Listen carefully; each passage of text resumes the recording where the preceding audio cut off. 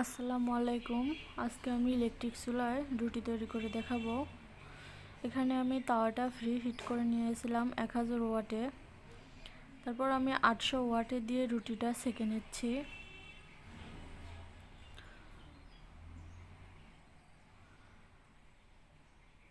দেখুন, রুটিটা আমি উল্টে পাল্টে সেঁকে নিচ্ছি।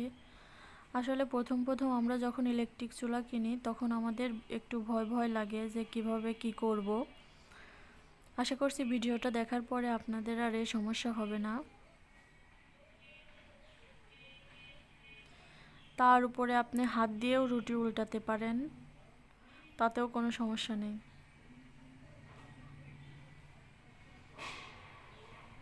আর আমার ভিডিওটা যদি ভালো লেগে থাকে অবশ্যই লাইক, কমেন্ট এবং সাবস্ক্রাইব করে পাশে থাকবেন। সবাইকে ধন্যবাদ।